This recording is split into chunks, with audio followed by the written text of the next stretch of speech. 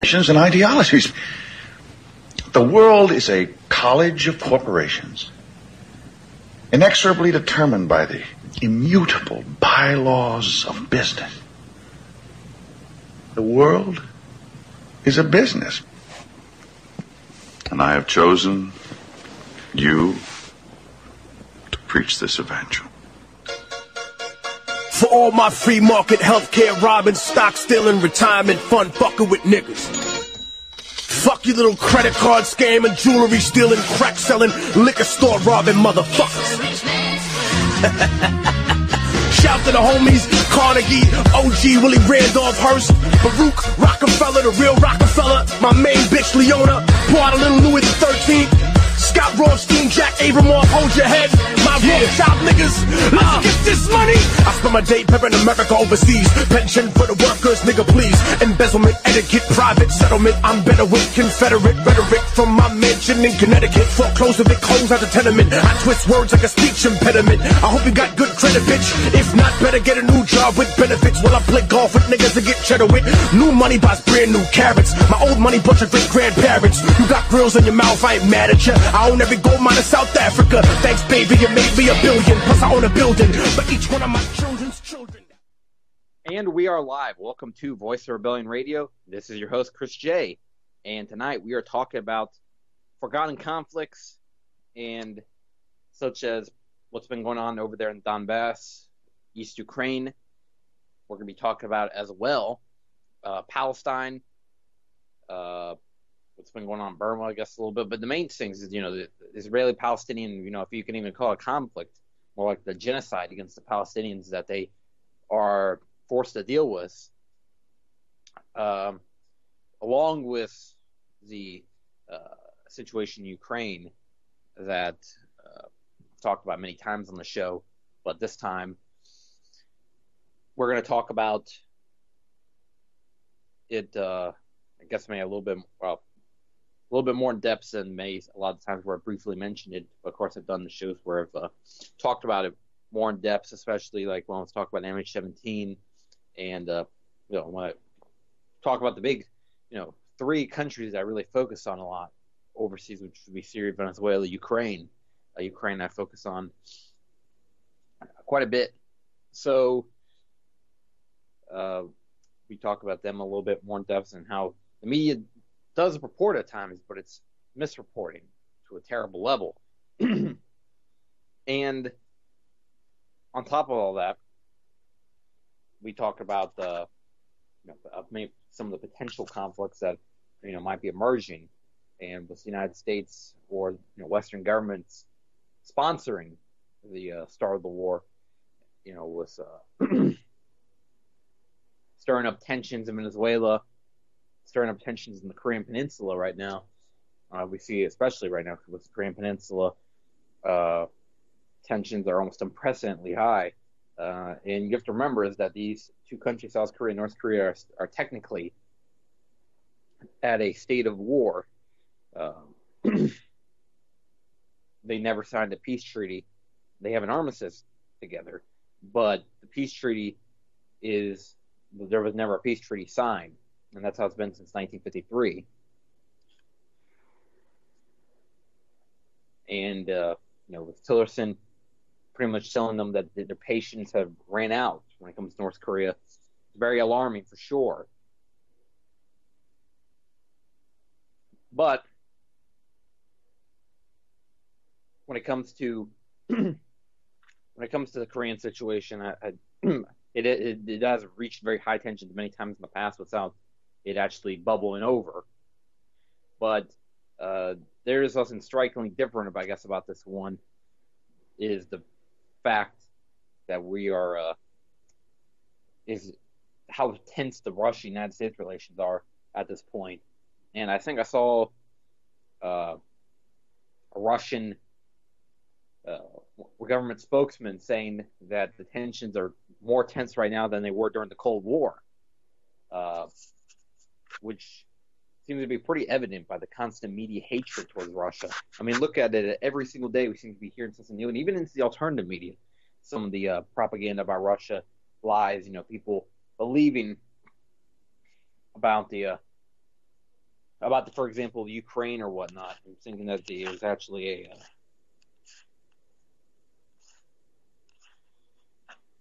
seems to be they're actually in a takeover of some sort, and that their will has been trampled on. However, that's not the case. The people of Ukraine decided overwhelmingly to become part of Russia. In the Crimea, 96.6% of the people there decided to become part of Russia. And I'm seeing also, in a lot of the people, it's kind of weird is that the people on the pro-Trump side are quickly ditching any kind of defense of Putin. I see a lot of people turning the attacks back on the Democrats or the media because they've been playing this Trump-Russia story instead of saying that this Trump-Russia-Trump connection fabricated. They're trying to paint it out like Hillary accepted some kind of help from Russia or that she helped Russia at some point. Pointing at some uranium deal that was signed years ago, trying to make it seem like that Clinton was the one that may have been too soft on Russia. And I think that the Trump supporters, that like the president is indicating, is quickly turning their back on any kind of opening arms to Russia. And the media is going to keep playing the Russia-Trump connection for a long time, and I wonder when it will actually stop. I mean, it seems I see on these mainstream media pages, just an overwhelming amount of people believe in it. It's actually that people are believing this conspiracy. This is really a conspiracy theory, and it's because there is no real factual proof to show that Russia interfered with the election. Putin denies it. Now, of course, Putin would deny it if he actually did it, but he didn't do it. And for a country that prides itself how secure everything it is, and how things can't be tampered with, you're going to tell me that their election can be tampered with. And ultimately, in the end, let's also not forget that we had a tampering with the election a couple years ago. That's when, or 5 years ago, when Ron Paul was his primary run was robbed of his nomination and it was given to Mitt Romney. And Ron Paul posed an actual threat to the establishment. That's what they did to him. Trump is also no threat to the establishment. People need to realize that Trump is one of them. Trump is actually he's actually a pretty wild supporter of Zionism, and I believe he has a lot of ties back to Israel, and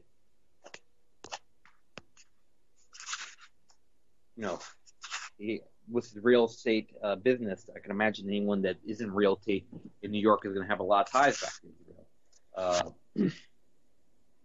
And also, remember, one of the top donors during his presidential run was Sheldon Adelson. Adelson, the casino mogul, is, the Republican equivalent to like the Democratic equivalent of that would be Heinz Sabin, which are top Zionists that donate tons of money to American politicians in order to establish a pro-Israel mentality.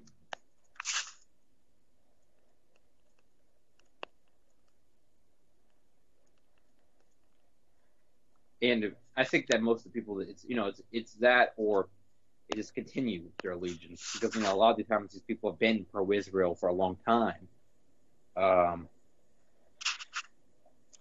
Donald Trump, it wasn't like he turned pro-Israel for this campaign run, and even though that they tried to, and that's the funny thing is that I saw the media at times even trying to insinuate that Donald Trump is anti-Semitic, which ultimately equating anti-Semitism with anti-Zionism are two different things, because a lot of people that are, of course, the majority of the people that are against the state of Israel do not hate Jews, including myself and a ton of other people here on the alternative media. However, a ton of the, I mean, not a ton, but there's definitely people that are in support of Israel that are anti-Semitic. And I would say you look like Breitbart and stuff like that, they're in support of Israel, but it appears that they don't have I mean, that's what I've heard, is that they don't have the coziest opinion about, like, I guess Jewish people in general, but it's definitely not two things to be equated. I don't know if that's actually true. People say that these people exist. I don't know how many, but I know that when it comes to the eyes of the people, when it comes to the people in charge, they hate, the common man equally.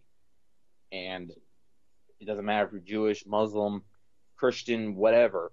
If you're not one of them, then they just want you to become part of their plan, which most of us is to become labor units, or, well, the ones that survive become labor units, and many of us to be killed off by them is the plans of the elite, because that's part of the depopulation agenda. And by the way, if anybody wants to call in tonight, the number is going to be 718-717-8296. 718-717-8296. Here at Voice Rebellion Radio at UCY.TV, the only station here at, the only, actually not the only station.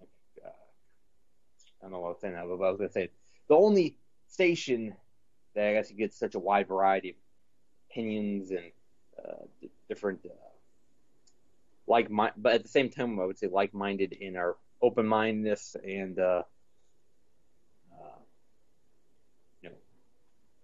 exchanging freely our opinions here at UCY.TV. We have if you were to listen to one of our shows, at one point in the day and then listen maybe just a few hours later, it's gonna be a lot of different opinions. But for the most part, one of the main things that we do share is that we oppose the state of Israel, and Israel as it's a special relationship with the United States is what it's been described as the Israeli United States relationship. And here in the United States, it appears you cannot criticize Israel. You cannot you can't be critical of Israel because especially if you're anyone of any kind of power, because then the media will bring you down, or society. In society, if you start speaking too critically of Israel, people start calling you a hater, they start calling you a racist, they start calling you many other things. But it's really, they can throw all these ad hominem attacks, but what we do is necessary because the image that's been painted out in the media, the image that has been painted out by the Israeli lobby of Israel is so false, of a peaceful state that's being unjustified attacked. That they're saying that these rockets are being launched at them for no reason. And I don't agree with shooting rockets at any innocent civilian population. But you have to remember is that when it comes to the whole idea of Islamic extremism, is that Israel's responsible for a lot of Islamic extremism throughout the Middle East. It's very much part of the plan, very much part of the the United States, UK, Israel. If it wasn't for these few countries, modern terrorism as we know it would not exist. And of course, Saudi Arabia being where the ideological center of the terrorist ideology lies, Wahhabism. Wahhabism, coming from Saudi clerics across the Middle East, is the corrupt ideology that a lot of these terrorists follow, which is nothing really comparable to the actual Quran and what it states. As the Quran talks about mercy and not killing innocents in war, and people will point out to different phrases or whatever throughout the Quran, apparently, I don't know. I've never read the Quran in full length and know what's actually in the book, but I know that definitely most Muslims seem to believe in those ideas, and apparently there's also, Muhammad said that the women and men are equal as combs are teeth on a comb, and that's what exactly I think a lot of Muslims believe. But you have this small sect that actually believes, in the part that I guess they portrayed Islam as to the West of being this violent religion bound on conquer and killing / conquering the infidels. But truth is that at least most Muslims do not believe that. I don't know exactly what the Quran says in full length, but it's a lot of times you see these critics of Islam in their support of Israel, and what I know is that the Talmud is a book that justifies supremacy of or definitely the followers of Talmudic Judaism, aka pretty much as we know Zionism, seem to have they believe they're superior just based on the fact that they're Jewish blood alone. And Talmud is the book that states many terrible things about what Christians find holy, and you see a lot of Christians modern Christians of today supporting these Talmudic Zionists, but at the same time hating on the Muslim population. And let's remember another thing is that the state of Israel only has 6 million people, and not all those 6 million people are loyal to their ideology. The Islamic world around them has 2 billion people. If the Islamic world around them really wanted to crush and all the governments of the Islamic world around them really wanted to crush and destroy the state of Israel, they could have and easily done it. The problem is, when it comes to why the state of Israel still exists and gets away with what they do, is that most of the countries around them, they're in the pocketbooks of the elite in Israel. So, like countries like Saudi Arabia, Bahrain, United Arab Emirates, Kuwait, Qatar, these type of countries, they're all, still part of the they're still part of the Israeli circle. Now, only countries in the Middle East that actively oppose Israel is going to be Iran, Syria, I would say maybe Iraq now, and Yemen, the part that's controlled by the Houthis, and I guess you could say the the part of Lebanon that's controlled by Hezbollah. Also, apparently there was a new government that's been formed instead of Lebanon or whatnot, but I don't know too much about what his stance is. I know that prior, that Lebanon's been generally a pro-American, pro-Israeli country, especially there's also an army that's pretty pro-Israel in the South of Lebanon. The Lebanese government has been at odds for a long time with the group Hezbollah, which Hezbollah, as it's known in America, is the name of a terrorist group. That's what people believe. It's a terrorist group that is hell-bent on destroying the state of Israel and many other things that Americans believe. But in reality, it's a political group that has a militant wing to it. And a lot of what Hezbollah does is not terrorist attacks or anything like that. They don't do terrorist attacks. They do, not to my knowledge, but what they do is they attack ISIS, and they attack actual terrorists that commit actual terrorist attacks. They've been one of the biggest fighters of ISIS in the Middle East, and that has to be acknowledged. I mean, along with Assad's military, Iranian military, and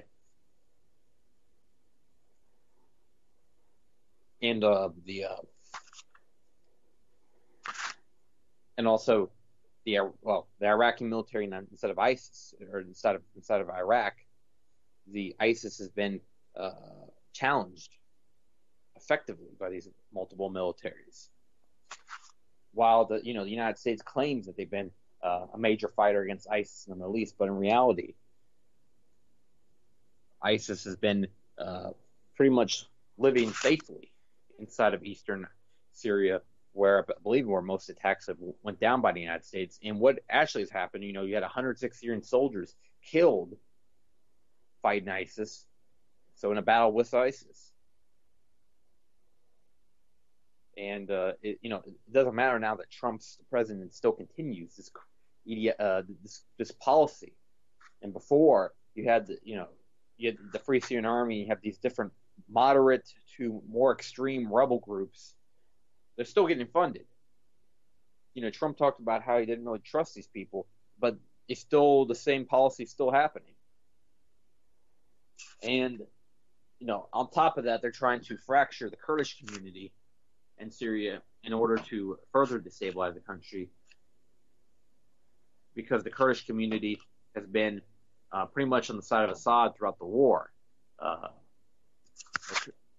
Kurds have been fighting ISIS pretty effectively, and one of the biggest enemies to the Kurds is Turkey. Turkey helping the rebels inside of Syria. In fact, apparently there was an incident where Russia bombed the Turkish-backed rebels not that long ago. Turkey has been known to be supporting more extremist groups, while the United States denies it while actually doing it. Turkey is more openly known that they do this, and now it's becoming pretty much openly known that they support ISIS. How they've been able to recover their international image, that's been pretty surprising. And apparently there was this kind of rapprochement between Putin and Turkey. Now, I don't know if what's the ultimate end game in this. Why is Putin even entertaining the idea of a relationship with Erdogan? But I think it was really, even though that's waning now, why was he entertaining this relationship between him and Erdogan? I think it's because it's more of a strategic move, is that maybe they could take one more player out of the game.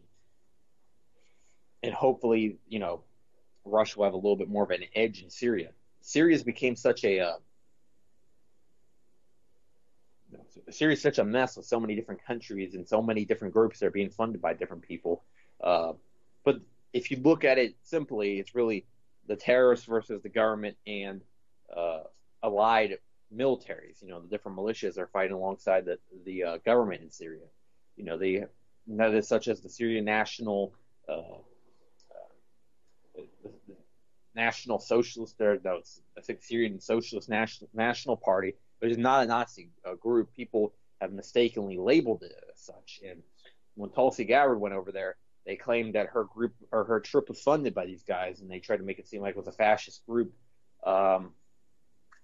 People have tried to point some mysterious connection between the Syrian military and fascism by trying to say that that there was like a Nazi that was hiding in Syria all the way up to 2010. Of course, you have to take that with an extreme skepticism, and they try to point, I think, because the party has nationalist roots, it is a nationalist party. But again, it's just trying to say that all nationalist parties are Nazi. That is a false claim, and you see that them using that over and over again, and it goes against their internationalist game plan. That's why they often demonize nationalist regimes such as Assad or Chavez in Venezuela.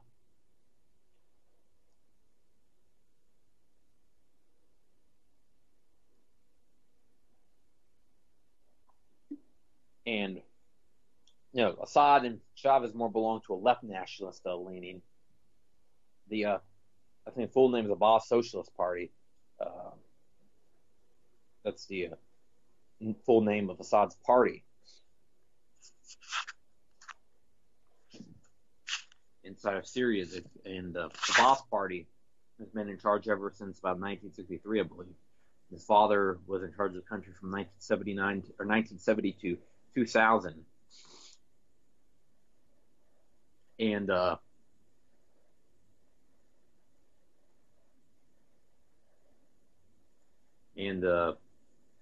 Assad's been in control of the country since 2000.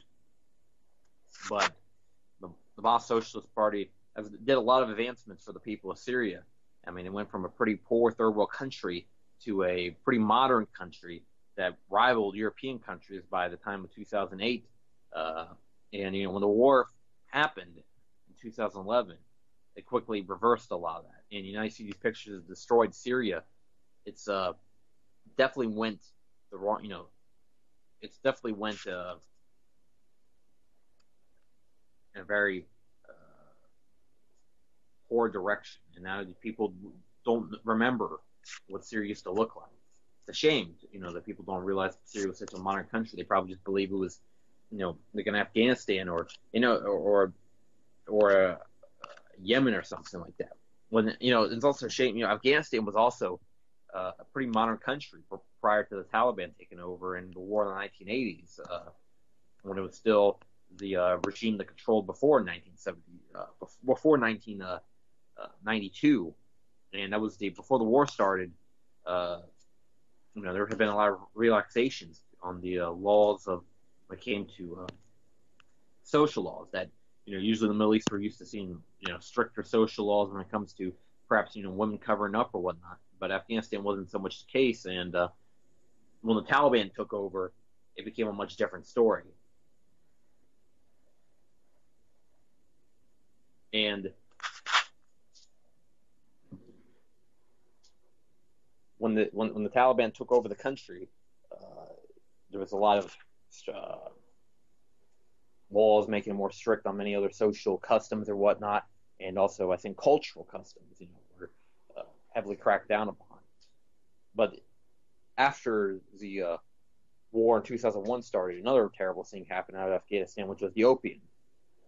That opium production rose by 5,000% when it was pretty much under control prior, but the war and without with a vacuum of power, opium was being produced heavily, and not just a vacuum of power, but someone was helping. And those people that were helping were the United States military, similar to what they did back in the times of Vietnam. That during Vietnam, they used to smuggle it out via what were supposedly dead soldiers' caskets. They would smuggle out the opium. Now it continues, and the United States government has been one of the biggest drug cartels in the history of the world, along with the pharmaceutical companies, and it's a big, ugly conglomerate, you could say. And when it comes to Middle East, it seems like a lot of it's been forgotten about when it comes to the conflicts that's going on. I mean, we hear a ton about Syria, but you don't hear too much about Palestine. You don't hear too much about Yemen, and how could we forget about Yemen? Yemen's, a very horrific situation is going on. Saudis have practically invaded Yemen, but you don't hear about that on your news. You don't hear about that, the fact that the Yemenis or the Yemeni people are forced to live in that hell now. That it became their country, a country that was once it was the poorest country in the Middle East, but now they have a war going on there to add to that. The poorest country in the Middle East plus war. I mean, I couldn't imagine living there. And the Saudis that are, their family, the Saudi royal family has a combined wealth of $1.3 trillion, and they're spending all this money in order to bomb these very poor people. It's an absolute shame, and the Saudis will pay for it one day. And that's true that the Saudis have that kind of wealth. I mean, it's still not towards the top tier elite families, but the Saudi royal family is definitely one of the richest families on the planet, and what they're involved with. And like for the Saudi royal family is known to have harems of women, and they buy women, they bring them over there to be their princes and stuff, or to marry their princes. It's a very dirty family indeed, and the Saudi level of scumbaggery is similar to the Israeli level, which in what Netanyahu and their government commits against the Palestinian people.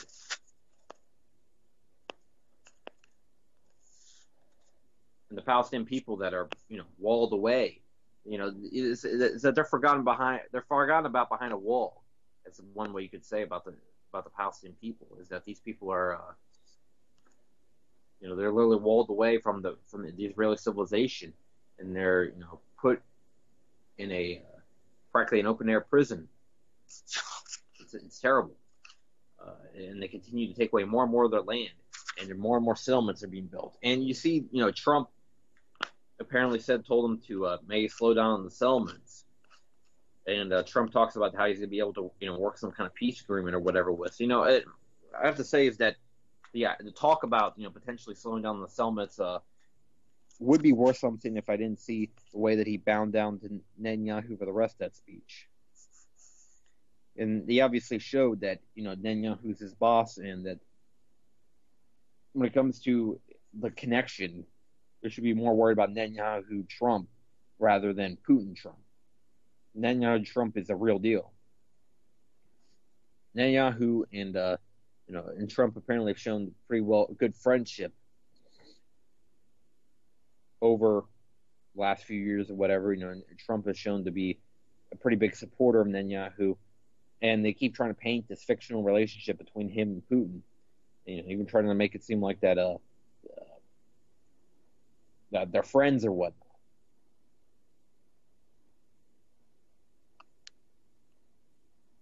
I mean, it's probably pretty much true when Trump says he doesn't know the guy, and now that it's weird to watch him kind of stumble though throughout the media, and he's trying to he'll be saying stuff like be backtracking and on comments and stuff, which is usual for him. Is that he'll say that he never said something that he clearly did say on the news a few years ago. He just says whatever's convenient, and it makes for good TV and a good distraction. That's what the Trump has been about. Is that I think that Trump's going to be a giant distraction for the people domestically, while they don't realize what's going on internationally with more wars, potentially an operation in Korea. There's a real threat of a military operation in Korea. And you have Tillerson, Mattis that now seem to be on board, our Secretary of State and our Secretary of Defense.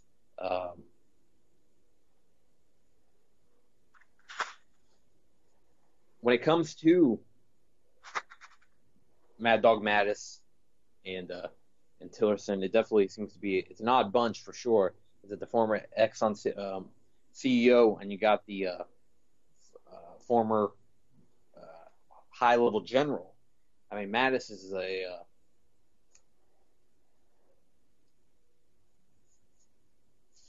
Mattis is pretty scary, and the fact when I heard that he was going to be put at that high of a level, there's the thing is I know that they're not making any real decisions on their own, but I know when they put these people, it's to indicate what the people at the top are thinking. Is that when they put somebody like Mattis and they put Trump and they put these very unpredictable, lunatic characters, it shows that some crazy shit might go on. In the end, they'll be able to blame the acts on their puppet. When Trump's all said and done, Trump's presidency goes on to the next puppet, which I would hate to think of what state of America will be at when Trump leaves, whether he leaves in 2021 or leaves in 2025. By that point, I can imagine some serious shit will have went down. I believe that Trump will be there for 8 years. I believe they're going to make use of him for 8 years. I don't really buy into the theories of Pence taking over at some point. What I do believe is that Trump will probably carry out his term, just similar to like Obama. They talked about all this time about Obama being impeached or whatnot. It never happened. Obama was, there was all this talk that Obama would never make his 8-year term. I mean, in some ways, I think we all felt a little bit disbelief that Bush made his 8-year term. Now this is going to be if Trump makes his 8 years, they'll be the fourth straight president to make it 8 years. The last one was H.W. Bush, who was only there for 4 years.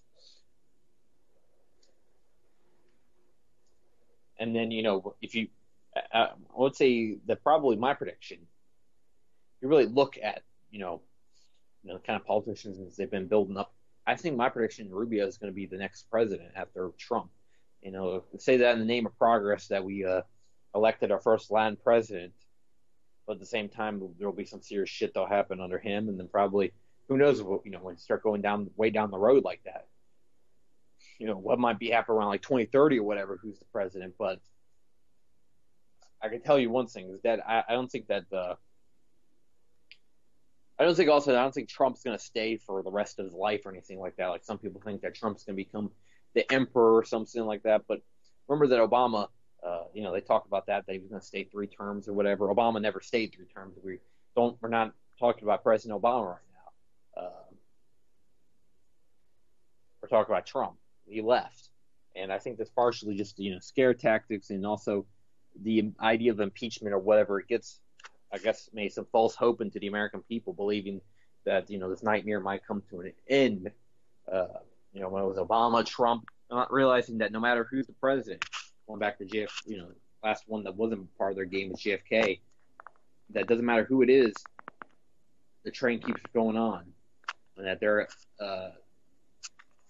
their agenda continues.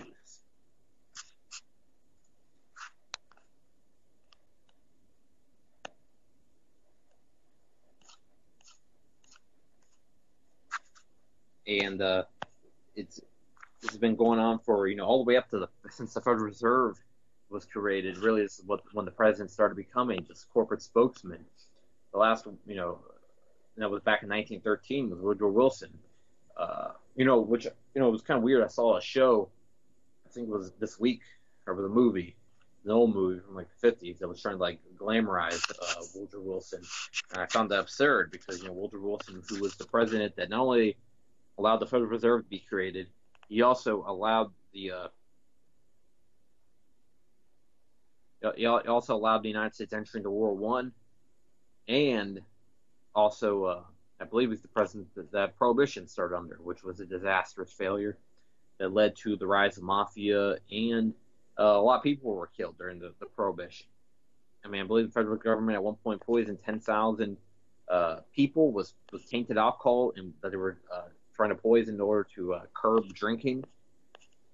That actually did happen, apparently. And just a little background on the Palestinian people is that talk about Palestine and forgotten conflicts, that a lot of these Palestinians have been thrown back into another conflict, and by that the third or the second biggest country or second most amount of Palestinians live in Syria of any countries. 526,744 was the 2011 number that lived inside Syria. So probably a lot of them have left since, but next to Jordan, where somewhere between 2.1 and 3.24 million Palestinians live in. I didn't count Israel, because Israel is, even though that they count Palestine and Israel separate, I'll just count it as the same as that. Unfortunately, there's no real Palestinian country. That's the thing, is that Palestinian sovereign state does not exist. It's just all occupied by Israel, essentially. As they constantly bomb and do military operations inside of Palestine. Then after Syria, Chile, Lebanon, Saudi Arabia, Qatar, the United States is actually 7th on the list. United Arab Emirates, Germany, Kuwait, Egypt, El Salvador, Brazil, and it keeps going on. Some kind of unexpected countries on this list, like Colombia, 12,000. I knew that because there's quite a bit of Arabic people that live there in other parts of South America. Mexico, 13,000 Palestinians apparently, and then there's some Middle Eastern countries that are pretty low on the list. Like, for example, Algeria only has 4,030. With on the last of this little list of the places where Palestinians have taken exile in.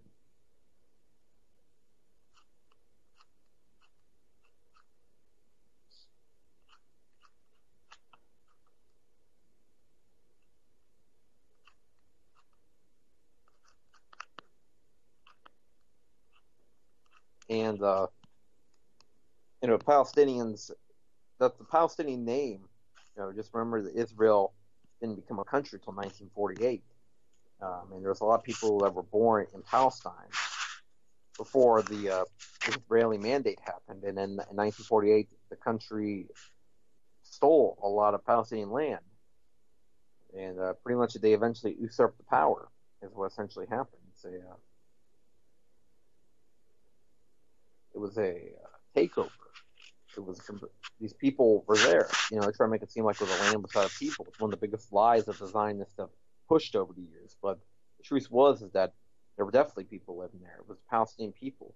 They had a country, but via attacks like the King David Hotel bombing and using their terrorists that they openly identified as terrorists, they were able to grab the territory of Palestine and take it for themselves. It was a massive land theft.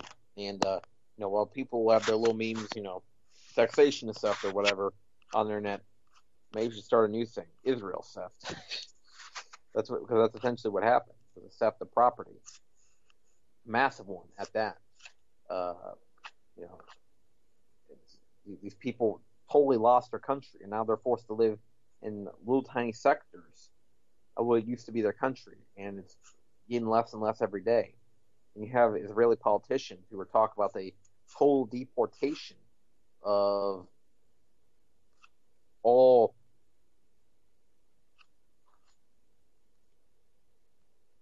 Palestinians. When it comes to the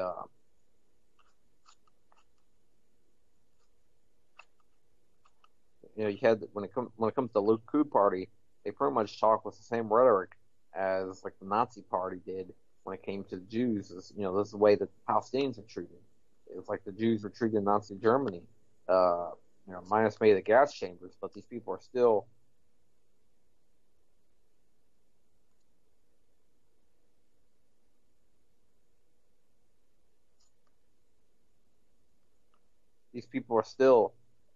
killed at alarming rates, and it's a Holocaust is essentially going on. People don't want to acknowledge it, but this is what it is. This is a genocide. This is a massacre that's going on there, and these people are don't have much of an escape. The only way they can leave is via the sea, pretty much, because the Egyptian border, all time is closed, and at the Rafah crossing, they actually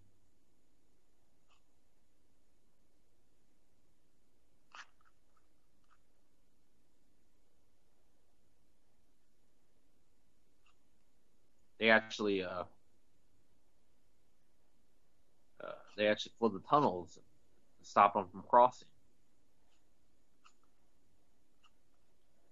Palestinian people are definitely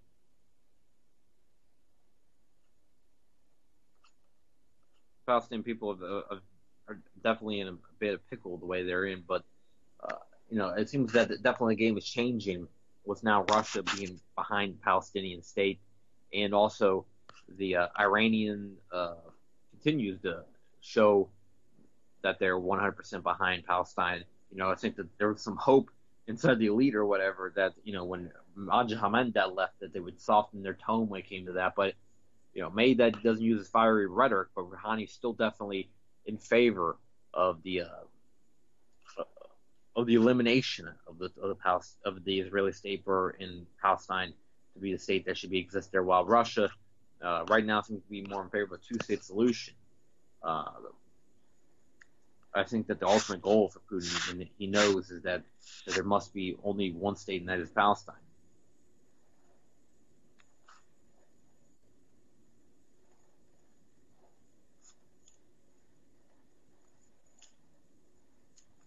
By the way, here's a little bit of news that's going on right now, is that in Ecuador, we'll probably talk about a little bit, is that they had the election between Lenin Moreno and Lasso, who's a right-wing candidate backed by the United States. Lenin Moreno has won and defeated the banker. Yes, this guy was a former banker, Lasso. I think Gordemio Lasso is his name. in the election, which is a huge victory for the Ecuador people, and they continue 10 years of a lot better conditions than what it was before Correa. And that instead of going in the footsteps of perhaps like Argentina, where they voted in Macri, they learned from those mistakes, and that Lenin Moreno won. And also is that Lenin Moreno, he's a known disability activist, and is the vice president of Correa. He won with 51.07% to 48.93% of the vote. What many had already predicted, right-wing vice president candidate Andres Paez has called for a recount, even though that the CNE said it was a transparent, successful electoral process, calling for everyone to respect the results. We're now set to continue to expand social programs introduced under outgoing President Rafael Correa, for whom Lenin served as vice president from 2007 to 2013, before working as the UN Special Envoy for Disability and Accessibility. And Moreno, who had been wheelchair bound, he's been disabled since 1998, actually. So almost 20 years he's been disabled. And Argentina and Brazil both in recent years have flipped to the right with the coup that happened there in the last summer, and also over in Argentina, once the election happened the fall of 2015, that Macri took over and has cracked down on the country. Poverty's risen, and in Temer's Brazil, already things have went south just in a short time. Now we have the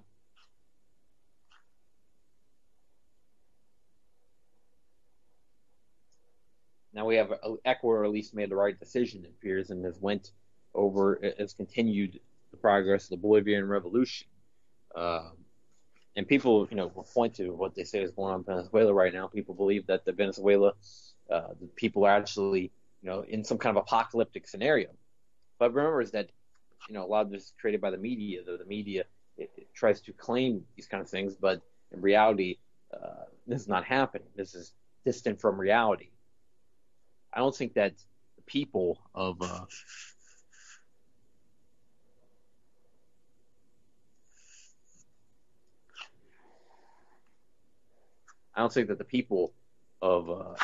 Ecuador or people of Venezuela would have probably stood. The way that they were, that the way that these people stood up for Chavez, back in 2002. I just know this was earlier in his presidency, and maybe that the bad effects of a bad economic policy wouldn't have set in yet. But like 1 million people stood behind Chavez when the coup happened against him. And, if this guy was supposedly as unpopular as said he was, then I don't know if that would have happened. Also noticing that happened, remember, was the his poll numbers were supposedly, super low. They said that was like around 30%, when this happened, or shortly after it happened, but of course what happened on the streets didn't seem to be evident of that. And that's what continues to happen today in modern day Venezuela. Now, almost 15 years later, Maduro supposedly had these, abysmal poll numbers, and you got to take into skepticism poll numbers, because, Venezuela, they tried to say that Chavez had no chance of winning back in 1998, and he actually ended up winning.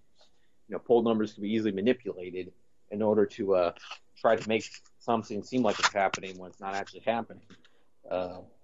Whether, what's total discontent with the leader or whatnot. I don't believe that Maduro actually has, only 25% or 20% approval ratings, whatever the lie is now. I believe it's probably at least 40. It's probably much lower than Chavez's, who had, I think, at one point around 70%. And they even had the recall referendum, which failed, and Chavez stayed in the power. In 2004. Chavez almost was removed via recall referendum, which if it's any year but the last year of the presidency, then they call for special election.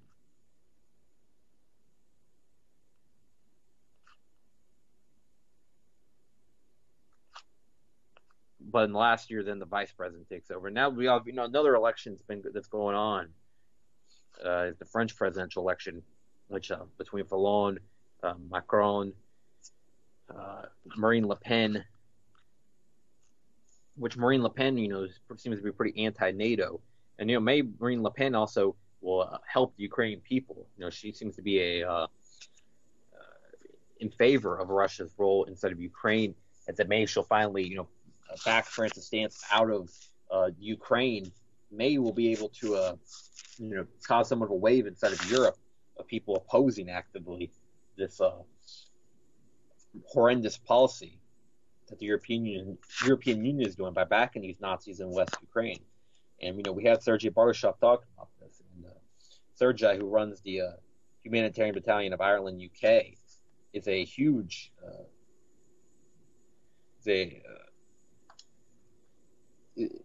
is a huge help to those people.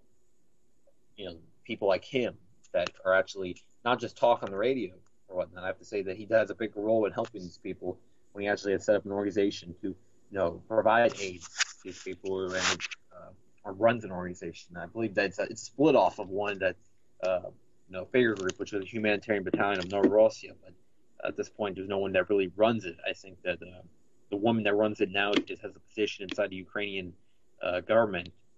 And, it's funny. I was thinking, not that long ago, there was all this hatred towards Russia, trying to say about Russian connections. And I was thinking, I better watch my ass, because one day I couldn't run for anything one day. I can imagine if I run for mayor or something like that, they'll start bringing up as like, Chris Jackson, he has connections to Russians. We see them talking to Sergei Bardashov, who has been helping the notorious Russian terrorist group inside of Donbass, inside of eastern Ukraine.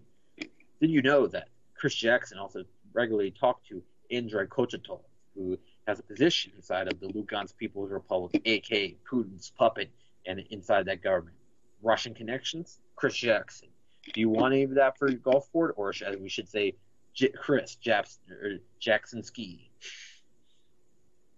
Or no, they'll translate my name into like Russian or something like that. It'll be like, well, I figured out is that I think because Kov or whatever is the way of turning into son, so it'd probably be like, it's like, or as we should say, Chris Jakov.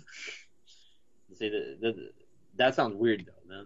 It sounds like my name is Chris Jackoff, but that's how I think that's how it pronounces, or how it would be pronounced in Russian would be Chris Jagov. Yeah, because it turned into, and they also would like, instead of having the CK turn into a K. Like I actually know a little bit of Russian. I know also how their names work. They don't do, their sons are done with like Ov, and instead of like when it's a woman, they'll be like Ova. That's how you see like Shaparova, maybe like Ivanova. You see names like that. It explains why they have their naming customs like that.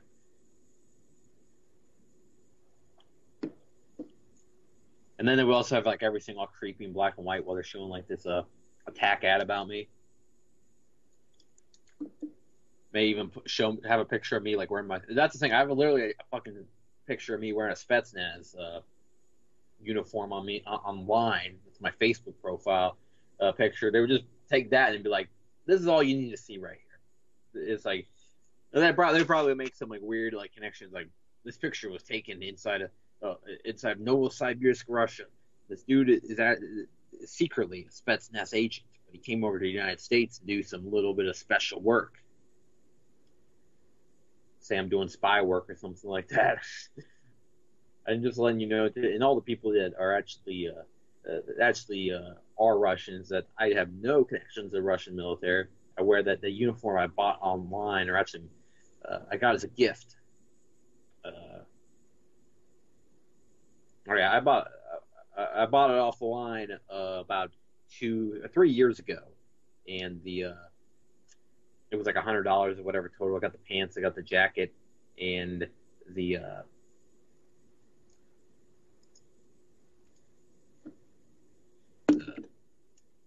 I don't even wear it that often, but I just got it pretty much just for the hell of it. I thought it looked cool or whatever, and I wanted a little bit. I mean, I collect some stuff like that. I'm nerdy and geeky like that. Like, for example, I have that. I got the Gaddafi watch, kind of more of a statement. It's another little accoutrement or whatever that I have. Shows a little bit of my political views. It's like it's a watch that's got Gaddafi's face on it. I bought that about a couple months ago. And it's got like bling on it. It looks like a pretty flashy watch, even though it was like $50-something. It almost looks like it's got diamonds around it. And I've worn that only a couple times. You know what's funny is that one of the times I was wearing that watch was about 2 weeks ago.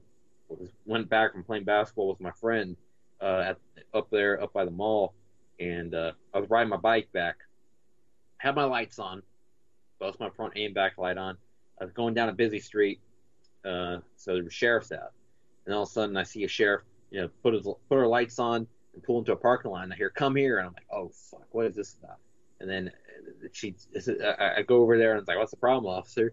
And I found out it was something stupid. It was over. I didn't have a red light on the back of my bike. I had a white light because I was ghetto rigged it and decided, instead of having the I'll just use my old bike light and use the current one I have now. Now I have 2 lights on there, and she didn't write me a ticket or whatever, but I was wearing the fucking Gaddafi watch. It's a good thing she didn't see that shit because she ran my name too. But once it came up, because of course I don't do anything like that. I'm not. The only thing they'll probably eventually one day be like, it's like, "Oh yeah, we found you have a warrant out for hate speech." Because they'll consider what my radio work is hate speech, but that's the thing is that I don't. I know that if I did anything simple like drunk it out in public or something like that, they would probably find a way to put that on my record and use it against me. They would probably look for or as an activist. I don't know if I'm at that high profile where that would actually happen, but I figure that any activist we have to look out for that because. They're looking for reasons to get us in trouble. So any little thing, I mean, that's pretty much what happened to Roman Pavlukin. He used to talk a little bit here on Voice Rebellion Radio, is that he was caught for underage drinking, and he was like 20 years old, and they held him for like a month up there in some small town up there in Michigan, and pretty much he left after that incident. Roman Pavlukin, however, he was like late 2014. We had him on here. I know he wasn't really perhaps the best radio host because he wasn't really that talkative, but he definitely was smart. I know that when it came to politics and stuff like that, he was pretty advanced. And I think that's a lot of people, is that maybe they're not as smart on math or all these pointless book smarts that they teach us in school, but when it comes to politics and knowing what is actually going on in the world, they're pretty fucking smart. I don't even know if that was the case with him. He might have been smart with that kind of stuff, but it's like for example with me is that I could go all day about some topic about politics or whatever, but start getting into some fucking breakout calculus in front of me, I'm gonna be fucking lost. Well, other people just come so naturally. Great at math. Me, I did all right until it started getting talk about imaginary numbers and shit. I was like, well, fuck. I mean, it's to me, everyone's got their strong suits, I guess. And some people they can never remember the names of these world leaders or whatever. And it's like I'll randomly pull out of the hat. I'll be like, oh yeah, the president of Uzbekistan for the last like 20 years up till his death in September was Islam Karimov, and I'll be like, what the fuck? How do you know that? And be like, it's like I just remember this kind of stuff. It's like for, or even if I could, at least I can get like a last name for like some, like the guy that was the president of Turkmenistan for about what was it, just like 15 years, before the one that changed the months on to like names of his dogs and shit like that. That was Niazov. Niazov was he was a pretty interesting cat for sure. And he was there for like 15 years. Like he has, if you want to like look up that for some comedic relief or whatever, it's pretty interesting. He didn't really like choose a side though, between the United States and Turkmenistan. Not to be real, not super clear. Not like for example, Azerbaijan or they became pretty much very much pro United States, or perhaps like Belarus that's definitely pro-Russian. Lukashenko has been pro-Russian for many years. And Lukashenko, apparently Russia and Lukashenko are continuing to tie up their relationship, and it's been many people. The media, slams them when they ever do cover him. They paint him out as Europe's last dictator, which Poroshenko should definitely get a note for being a dictator. You have Poroshenko. And also, you could say is that what about the UK? Is the fact that the Queen still has non-ceremonial powers? What the hell is that? It's a constitutional monarchy, but isn't it that the Congress can be annulled or whatever, and by the Queen? The Queen that's been sitting at her throne for 65 years. By the way, let's remember is that these people come from a pretty anti-democratic background. Is that during the 1940s, these guys were in league with the Nazis. And I really don't. That's one thing I really don't like is when people romanticize the English political system, while shitting on our own. They're no better, and they have no party that's going to help them out.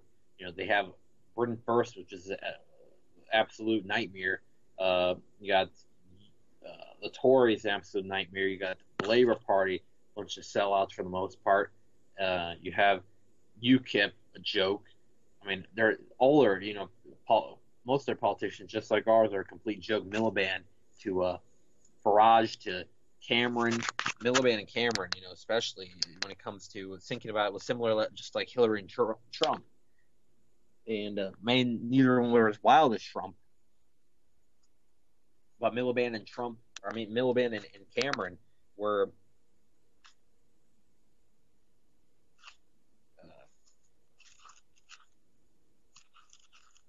and Cameron were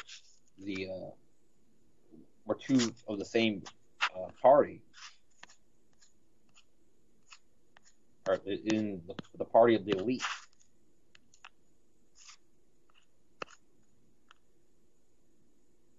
Britain, is one of the biggest financial centers in the world,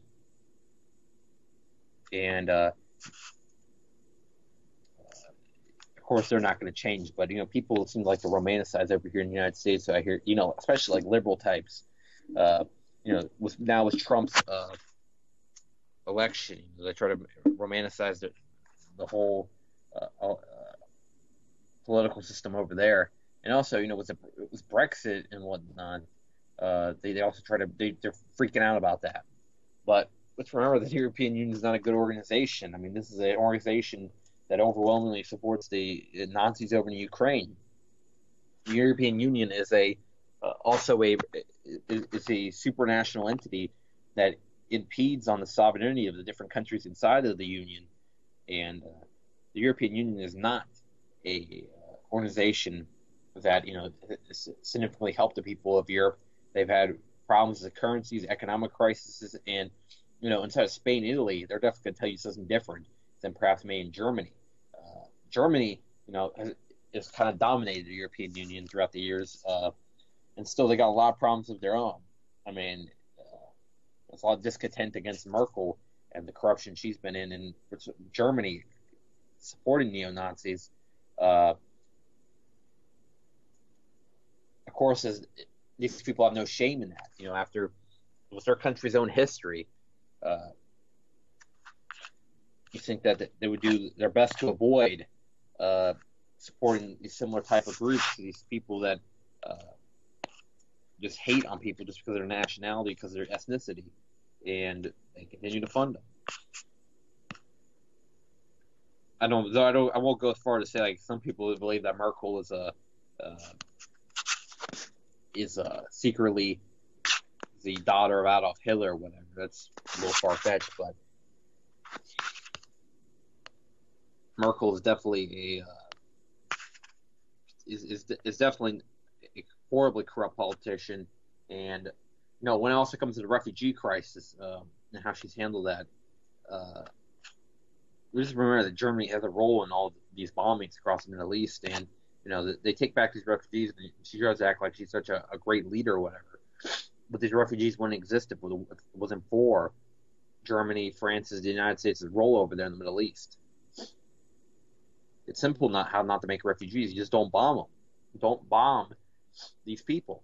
And people, are so fed up with the end result of these people coming over, and they think that they're going to install Sharia law or whatnot, which it is idiotic, to say the least, that the big threat is Sharia law. The big threat inside the United States and across Europe is from their own politicians and martial law. It's not going to come from these supposed foreign invaders.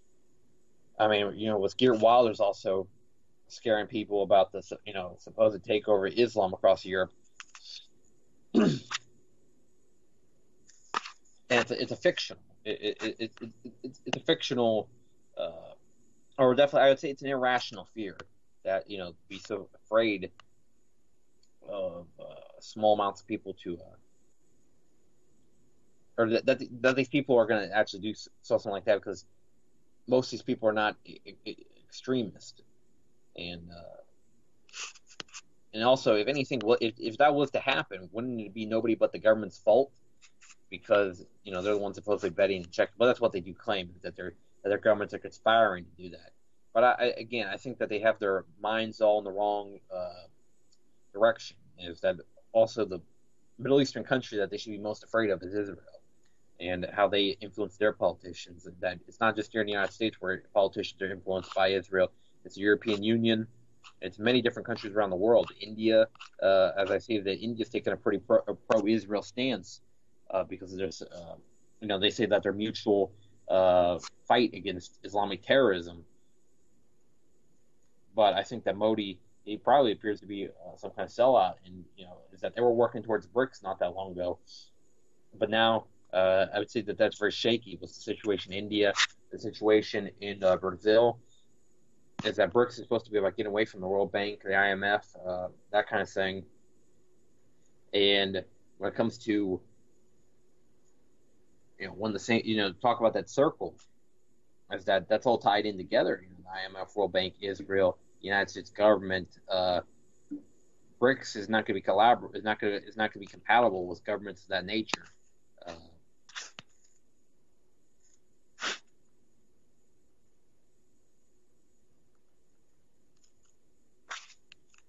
And by the way, if you wanted to call in, 718-717-8296, 718-717-8296 here at Voice of Rebellion Radio. This is your host, Chris J, tonight, here on Sunday, April the 2nd. Yes. Yesterday was April Fool's Day, and I made a joke on my Facebook page. I said that I decided to move to Israel, disregard everything I said about Israel, and then I said, by the way, April Fools.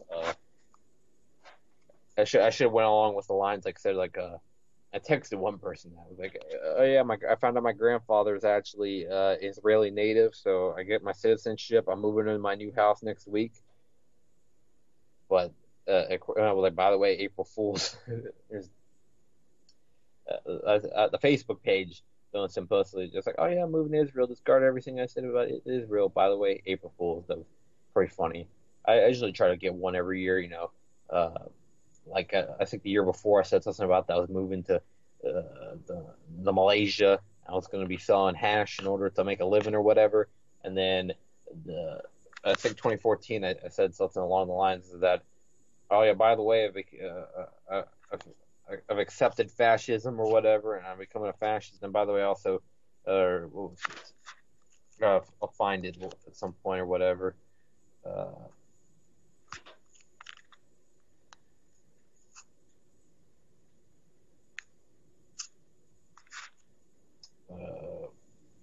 Phone's not really collaborating with me right now.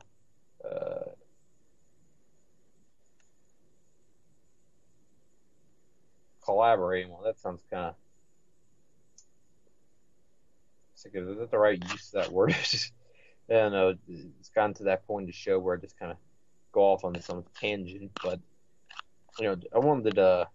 Okay, there. I wanted to look back. I was talking about the French elections coming up. That's only a few weeks, and I saw apparently there's been some pretty unexpected turns. For example, Fillon falling out of first place, and now Le Pen's moved into first place for the and apparently she's got a wide range of support. I mean, even like young people have jumped aboard Le Pen to make because they know that the future is going to affect them, and is that Marine Le Pen's support for reining on these corporations that have taken advantage of French people might have been music to the ears of for the French people. They're trying to say stuff along the lines that Le Pen's bigoted or whatnot, and they're trying to calling Le Pen a hater or a racist or whatnot for her stricter stance when it comes to the refugees coming to our country. And the only thing I hope is that if she does become the president, that she doesn't jump aboard the Donald Trump circle. There's apparently a lot of comparisons being made between Le Pen and Trump. And there seems to be a little bit of despite her much different opinions, for example, when it comes to Israel, is that she doesn't want to allow French citizens to have dual Israeli citizenship, and that actually no dual citizenship altogether of that matter. And also she seems to want to create an alliance as Iran and Syria, rather than Trump's stance when it comes to Iran of extreme hostile stance to Iran, and when it comes to Syria has been more of the same with the Obama administration.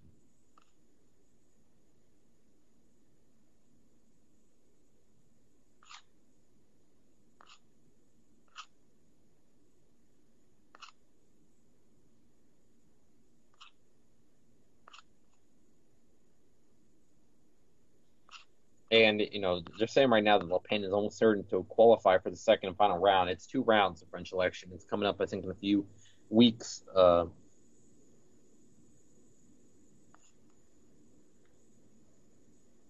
She's one thing that might be a good sign that she might not fall into the Trump circle would be is that Le Pen has pretty much distanced herself and has not used Trump too much in her speeches and her rallies much, and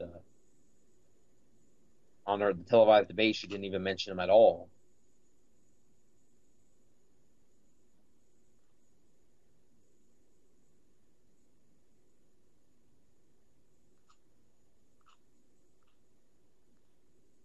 And but also what's scary is that she might they're trying to, this is what the Washington Post, of course, mainstream media is trying to say, absolutely incredible, but they were saying is that the analysts say that she's softening her stance on the European Union and the Euro, which that's not good if it's true, but maybe that might just be wishful thinking on the part of the Washington Post.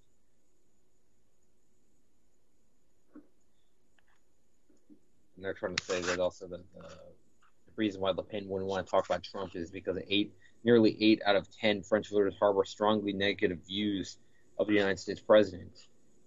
This is according to opinion polls. They didn't cite the opinion polls, but they just said according to opinion polls.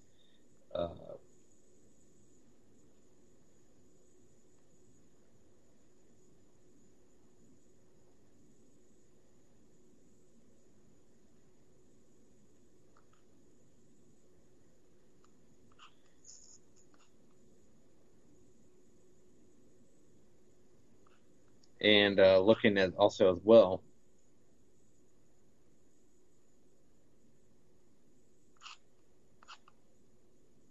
is Le Pen is apparently, and that's another thing is that I think that the mainstream media is trying to paint Le Pen as like a traitor and trying to say that she's secretly on working with Putin or whatever, say is more of the same shit that the media is trying to paint out some fictional connection. But here she seems to be legitimately supportive of Vladimir Putin, which is good. But again, it's more of demonization of Russia, and it's trying to paint out Russia to be at the fault of whatever. Le Pen also is that if Le Pen actually does win this election and does the thing she says she's going to do, it'll be a massive help for the people of France, and I don't think that this would be a bad thing if Le Pen won. I think as what I've seen is that she was actually pull France out of the European Union and establish a good relationship with Russia, and work towards recognizing the Crimea. Also, stop France's support of terrorists across the Middle East. It would be huge for the country. And her father might have been a racist, Jean Le Pen, but she's distanced herself from the father. She actually fired her father.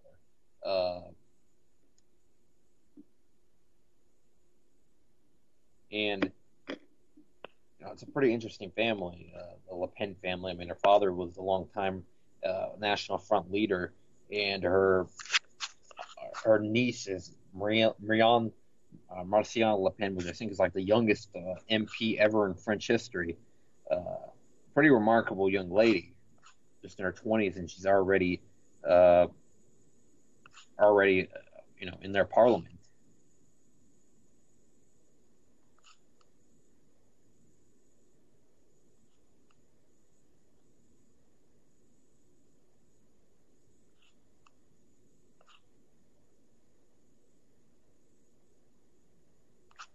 I'm looking at the other candidates and how it's pretty much like you got your establishment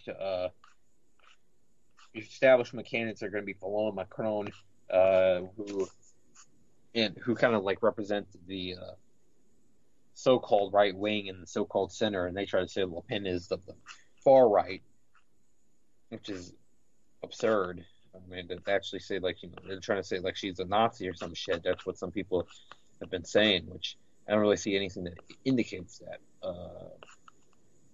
The one big question is, though, what will she have to say about Palestine if she becomes the president? What will she do for the French people or the French government in order to recognize the Palestinians' right to their own state?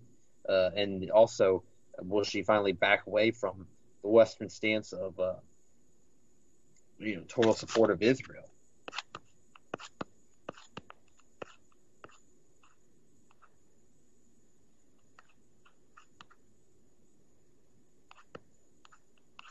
But it depends. It's definitely possible that there'll be some kind of upset victory on the, unless maybe they rig it against her on, this spring, and we might witness it'll be this May would be the victory. We might witness an upset victory in May.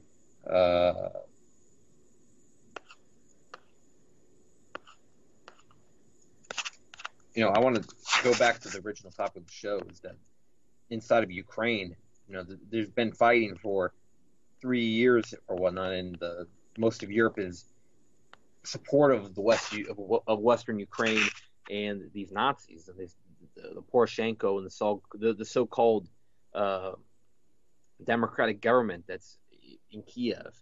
And I call it so-called democratic because it's not democratic at all. These people came about not via an election. These people just took over.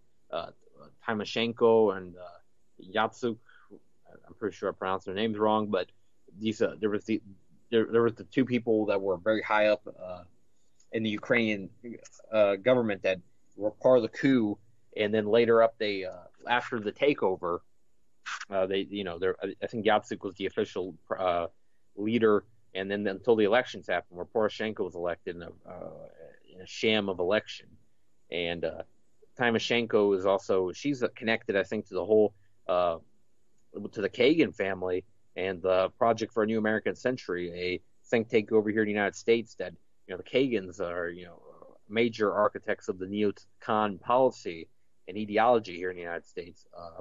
I don't know if they were high level before, those two people, but they became high level after inside the Ukrainian government. But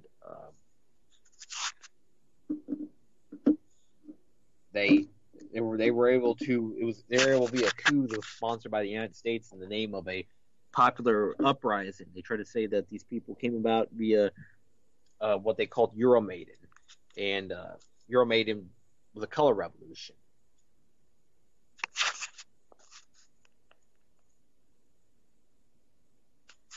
Which has happened across Eastern Europe a couple times before, and it's not really anything too new.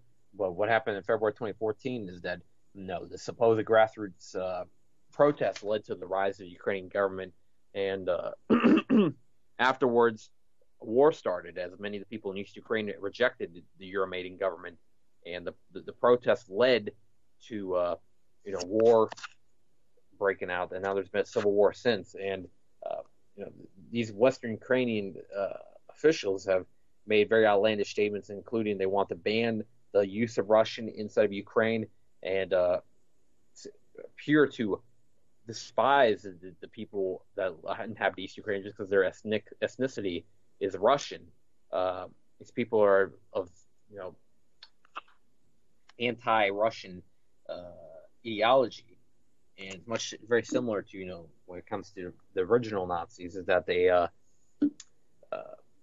very strong hatred towards Russia. And these West Ukrainian officials even went along to as far as saying that they're ready to take on Russian war. These people are absolutely absurd.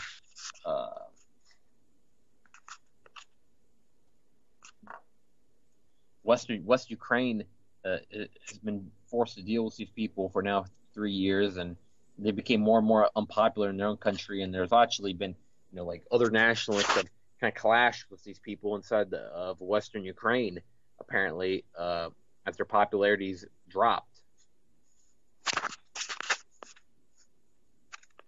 And inside of Donbass, right now the war in Donbass is claimed somewhere around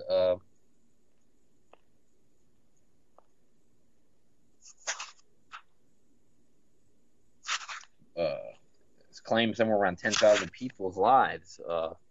There's been a lot of Ukrainian soldiers, West Ukrainian soldiers that were killed, and also, but a lot of civilians have been killed by the Western Ukrainian troops. And you had MH17, which that the East Ukrainians were blamed for the downing of MH17, but the evidence showed that the West Ukrainian did it. The West Ukrainian government did it in order as some kind of false flag, in order to justify a NATO intervention.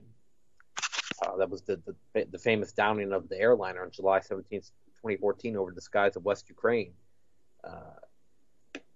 Why did they go over a known war zone? That's a question. There was many different things that seem to be off about the whole story of the MH17 downing.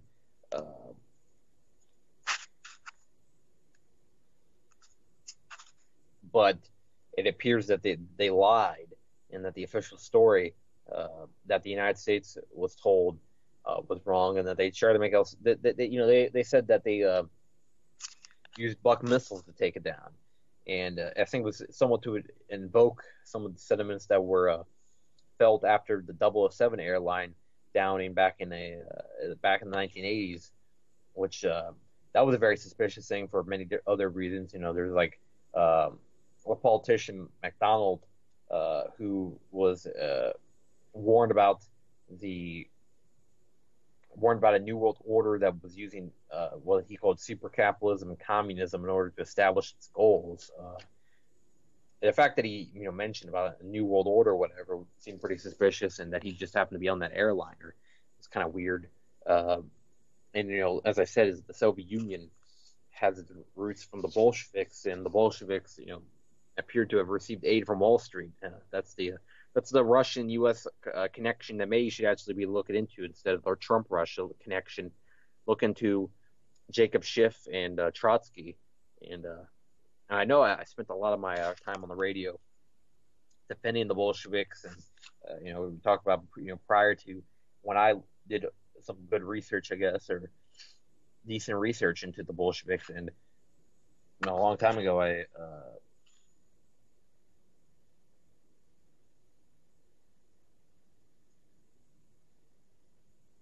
I defended them, but now I realize that was pretty. The evidence doesn't seem to really be on that side. I saw because that they received a lot of flack or whatever in the American media or whatnot. When talk about the Soviet Union, that they're always portrayed as the enemy or whatnot. But at the same time, it appears that that the Tsar kind of fit into maybe the category of Assad or something like that of today, is that the Tsar was a leader that opposed a threat to the prominence of the British and other Western powers across Europe, and that they wanted to take him out, so they sponsored a rebel group, which was the Bolsheviks, in order to take him out. And then afterwards, once they had taken power, there was the groups that were to defend the former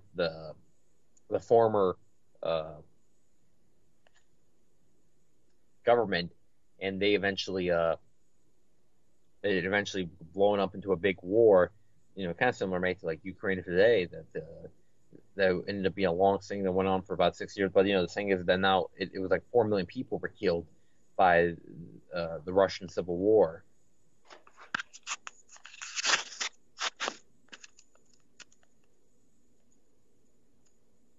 And it was actually one of the most bloodiest conflicts in history. The comparison's probably a little off when it comes to comparing maybe Ukraine and the Russian Civil War, but it's definitely the element of how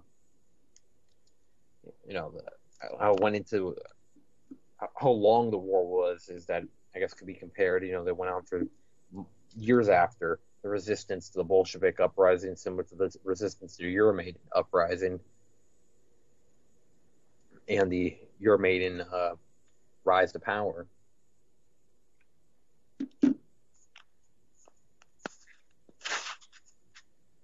And there's one conflict that I haven't talked too much about on the radio, and I found this pretty interesting because I didn't even know what was going on. And there was a war that went on back from 1980 to 1994, or 1988 to 1994, which was the Nagorno-Karabakh War. I think that's the way to pronounce it.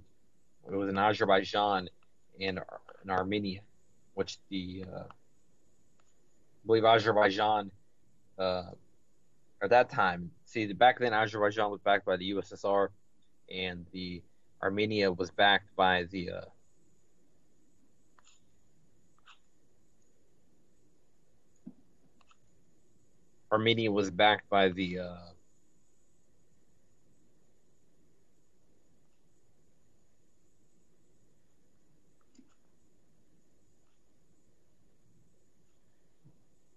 let's say, or Armenia was fighting on its own, but backed by, it says, Russia and Greece, and armament supply for Azerbaijan was Israel, Ukraine, and Russia.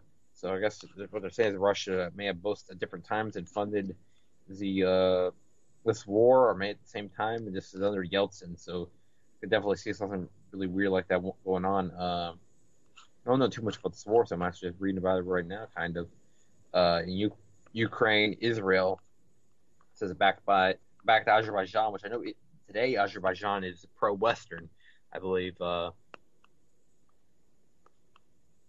Their allies is Turkey, which is a pro-Western ally.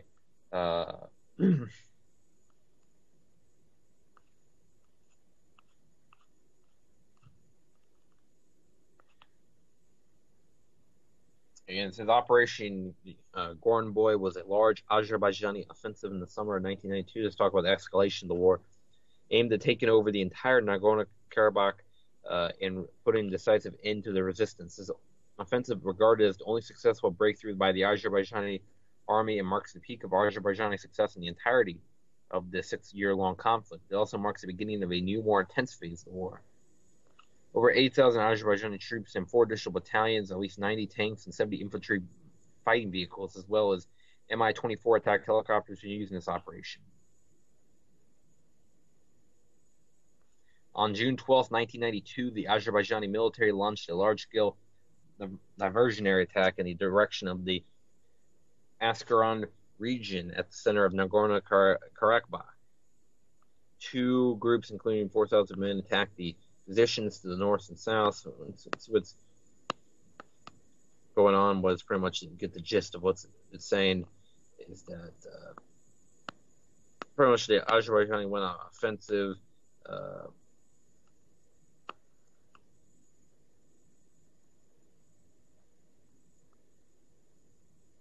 It was claimed that many of the crew members of the armored units in the Azerbaijani army that launched assault were Russians in the 104th Guard Airborne Division based out of it says Ganja. I guess there must be a region somewhere with a funny double meaning to that name. According to an Armenian government official, they were unable to persuade Russian military units to bombard and effectively halt the advances in a few days. Russia also supplied arms to Armenia. This allowed the Armenian government to make up its losses and reorganize a counteroffensive. And see, this is one of the many conflicts, I guess you could say, that's happened in the post-Soviet Union era, is that throughout Eastern Europe, there's been a lot of, there's been like that one, there's the one Moldova that's been going on in the Transnistria region. And yeah, that's an actual place, Transnistria. It's a little sliver of land inside of Moldova. It's also a real place. Nagorno-Karabakh, or Nagorno-Karabakh is an actual republic. Nagorno-Karabakh is an actual country that's been seeking its independence for a while. And I'm looking.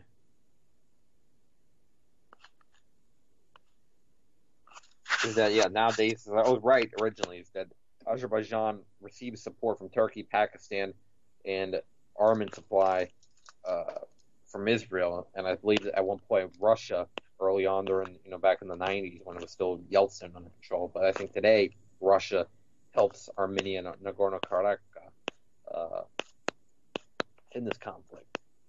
But it says in that one conflict between 1998 and 1994, 28,000 and 38,000 were killed. 3,000 have been killed from May 1994 to August of 2006, but only 407 to 467 plus killed between 2010 and 2016. I remember it was kind of flaring up about a year ago. The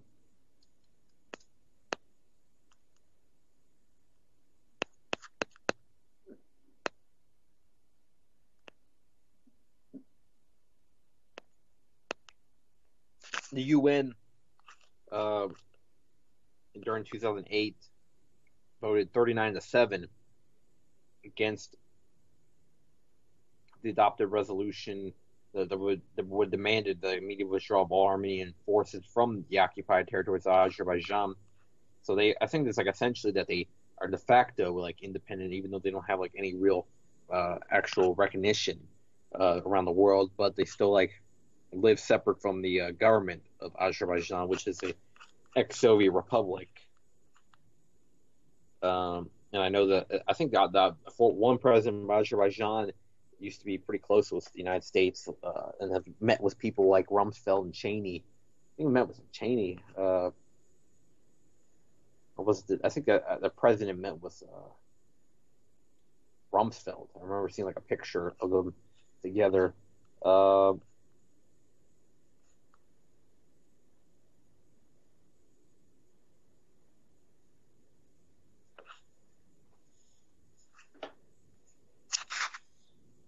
And there was apparently more skirmishes around 2010.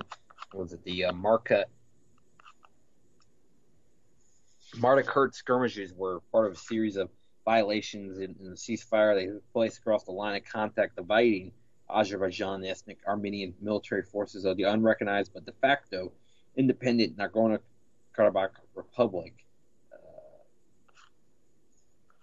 And both sides accused each other of crossing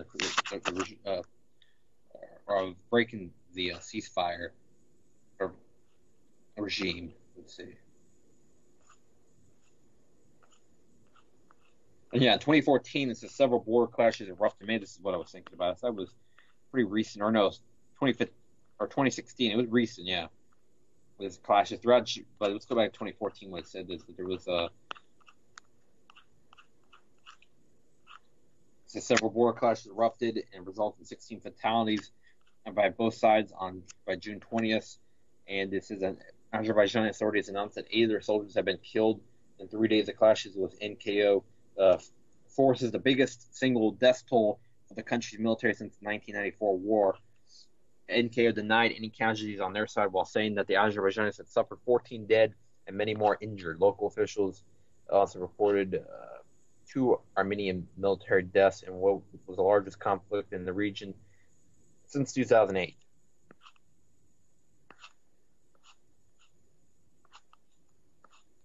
And then says 2015, 42 Armenian soldiers were killed. 42 Armenian soldiers and 5 civilians were killed in border clashes. 2016, this is what I was thinking. There was some clashes I remember of. This is between 1st and 5th of April 2016, so this was like a year ago. Heavy fighting along the front Nagorno-Karabakh front line left 88 Armenian and 31 to 92 Azerbaijani soldiers dead. 1 Armenian and 3 Azerbaijani soldiers were also missing. In addition, 10 civilians and 6 Azerbaijani and 4 Armenian were also killed during a crash. The Azerbaijani military helicopter, 13 unmanned drones were shot down, and an Azerbaijani tank was destroyed. And between the 8th and 17th of May 2016, sporadic fighting left 14 Armenian and 3 Azerbaijani soldiers dead, as well as 1 Azerbaijani civilian. And there have been a little bit more skirmishes since that point. That's a little gist of it. Is that just like this little frozen conflict, but it's funny how we never, most people never even heard anything about that, and it's been going on for quite a long time. All the way since 1988, on and off. Azerbaijan it's like to the north of Iran, northeast of Turkey, south of Georgia, and south of Russia. It's right on the Caspian Sea, and Nagorno-Karabakh is pretty much landlocked inside of Azerbaijan. It's a small piece of land, and then pretty much people trying to fight for their independence, and that's what this war's about. Pretty interesting, I guess. With Ukraine, though, it's definitely a larger scale, and this is real fighting that's been going on with, artillery being used. You have, Donetsk looking pretty badly tattered by the war. It's very sad to see the way that the country's been affected by the war, the way that these modern cities are getting torn apart by bombings and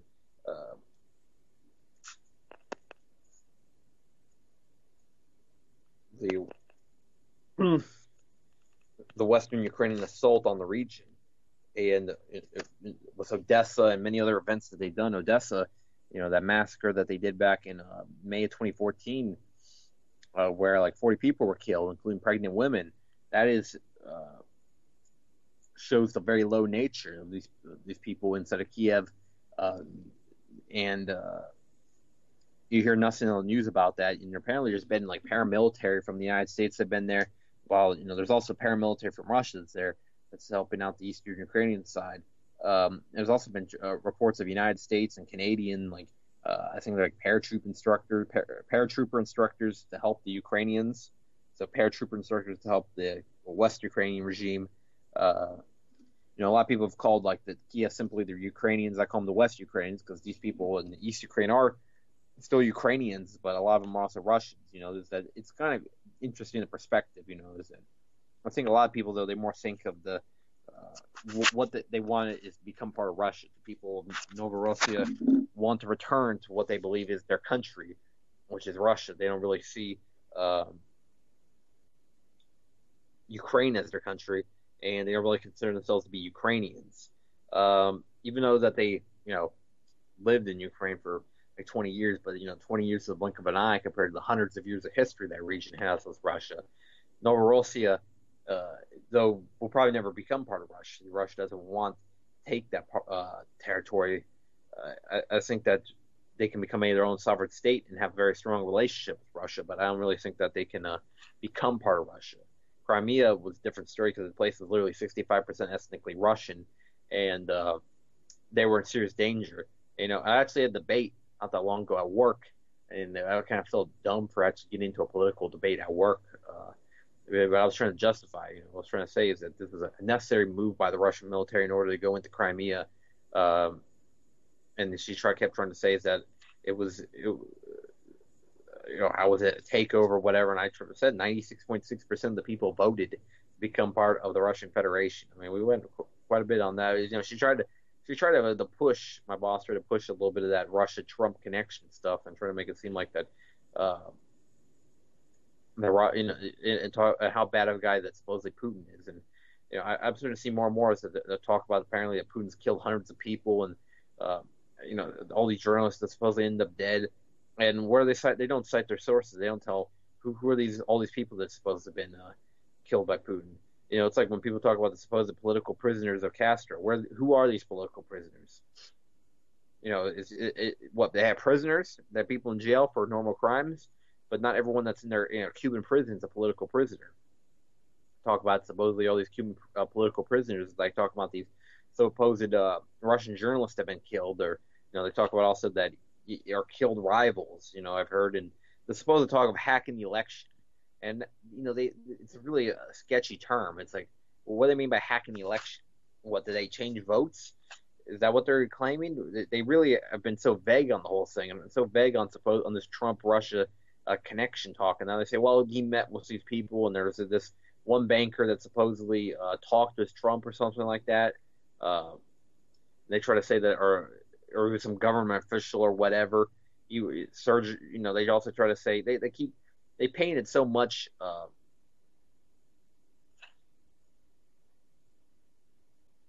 They painted so many ideas into people's heads, and I think they're letting people try to formulate the ideas in their heads about what supposedly Putin was doing with Trump. And the other night, like last night, I was watching Saturday Night Live, and I see they were making fun of Trump, and they said they have him in the People's Court talking about his travel ban, and then he brings in a character witness, and it's Putin, saying that Putin's known him forever, and is they try to make it seem like that they're best friends or something like that. And again, I don't really think that Trump and Putin even know each other. They might have talked on the phone before, but Putin doesn't have much need for somebody like Trump.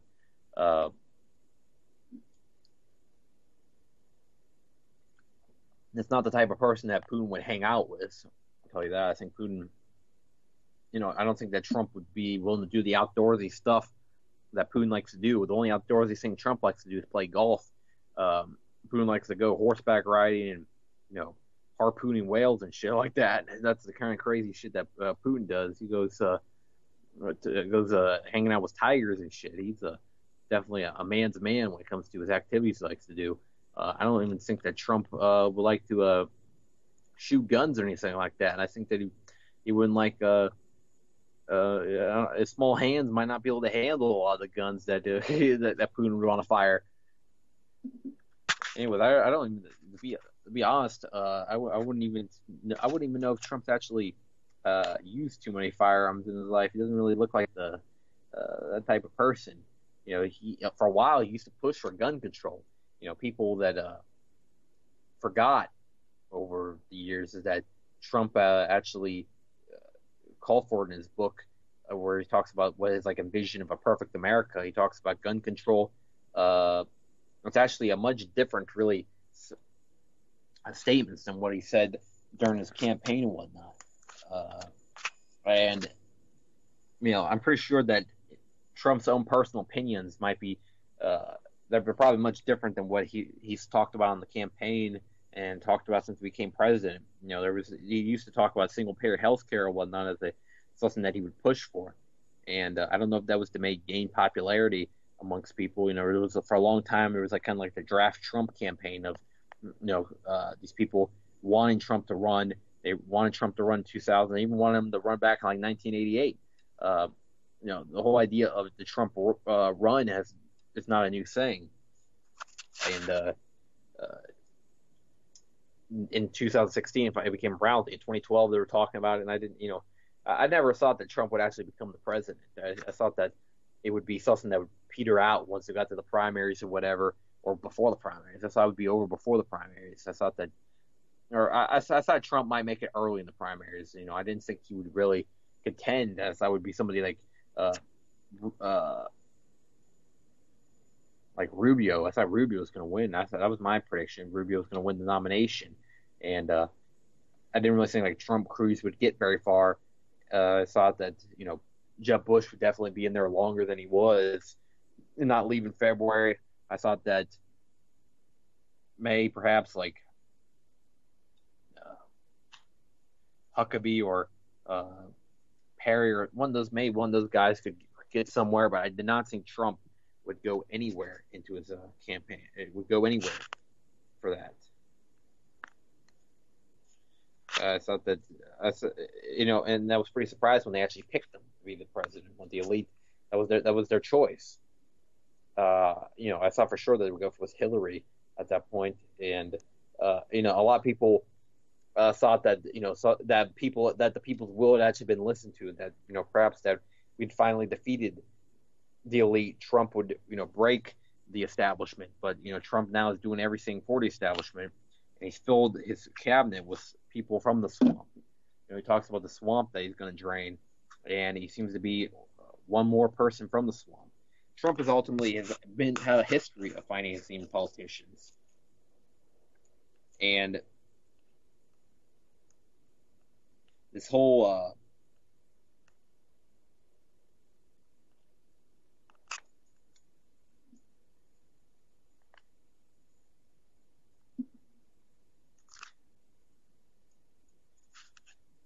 this whole idea that the anti-establishment is pretty preposterous when you see that he used to be in favor of Hillary Clinton.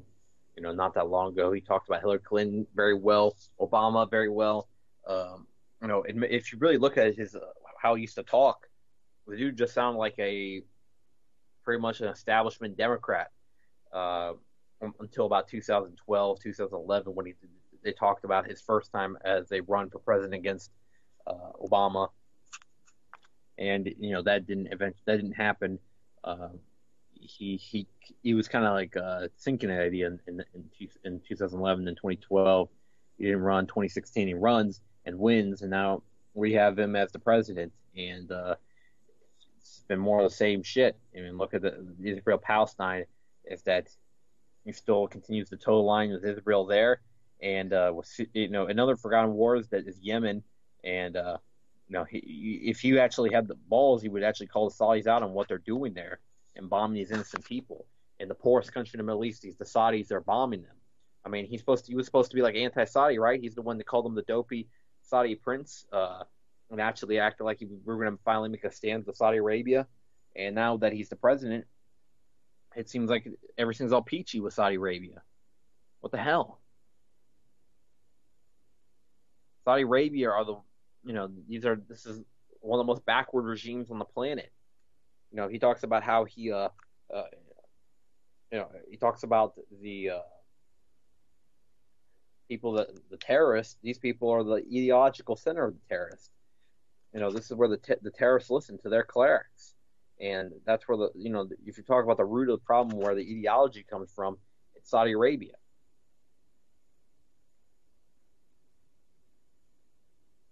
And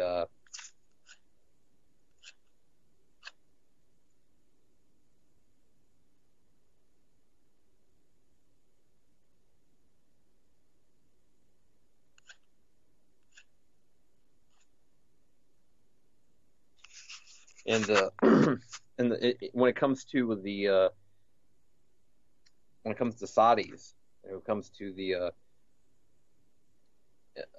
what's been going on in Yemen, it's an invasion. This is not a joke. I mean, this is not just a few strikes here and there. The people of Yemen, they obviously made the choice of what they wanted, and the government is pro-Iranian, the government's pro-Syrian, it's pro-Hezbollah, and these people, the Houthis, they're them being fed up with what's been going on in the Middle East to everybody, and Iraq, it's backfired. The people ended up pretty much, I say, bringing about a government that was pro-Iran.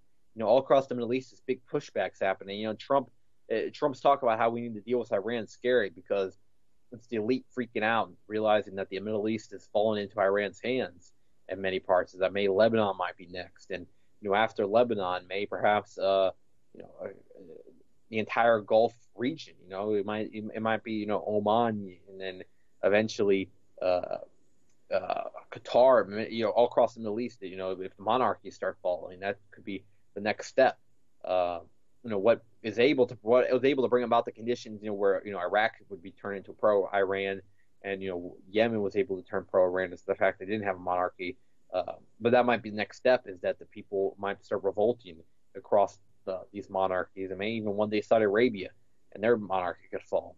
Again, it's a lot to hope for because it's probably not going to happen. But I think that in some of these weaker monarchies it might happen. For example, like the monarchy of Oman, or the monarchy of the monarchy of Jordan. Definitely, I would say that in Jordan, a government like that could come about, considering that they border with Syria, and they also have a lot of Palestinian people that are pro-Iranian. That a lot of the Palestinian people are pro-Iranian because they recognize their help in the conflict. And Iranians have tried to do what they can to help the Palestinians against the Israeli government. And but again, all across the Middle East, many of these people have fallen into this kind of this category forgotten about, similar to like those people that are suffering in the different conflicts across Eastern Europe. I mean, Moldova and Transnistria. Transnistria is people don't even recognize the name, nor Moldova, the country that they're trying to separate from. But it's another conflict that's been going on a long time, and it's people don't even know the names, like the one I was bringing about earlier, Azerbaijan, Nagorno-Karabakh. One interesting thing about Transnistria is that it's like one of the last countries to still have the hammer and sickle on their flag. It's one thing I wonder is why these countries in Eastern Europe still have like this like nostalgia towards the Soviet Union, but because of all the stuff that happened during the Soviet Union. But then again, I think that they use more of the rejection of the West is why they use those symbols, may have been really the ideology or necessarily in support of what the Soviet government did. It's like why people in East Ukraine a lot of times have the hammer and sickle. They hold the flag with the hammer and sickle in their demonstrations or whatever. I think it's more a rejection towards the West, who they view as being fascist or Nazis or whatever. So may hold the symbol of communism, or a symbol of communism, is how they see rejection of it. Do I agree with it? No, but these people are affected by the wars. Can we really shout at them how to protest? Or these people are the ones that are feeling the effects of poverty and many other things. Like in East Ukraine, the wars interrupted their daily lives. I mean, that's why we have the aid organizations or whatnot, is in order to help those people that can't get basic stuff because of the war.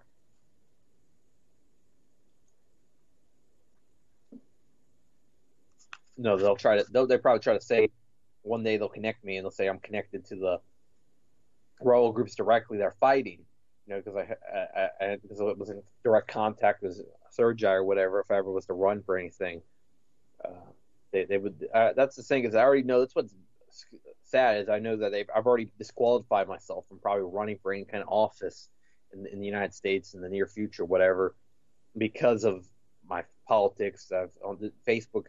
And what they get to bring up clips, some crazy clip of me saying something out of context or ranting, and I would be in trouble if they brought up my radio show.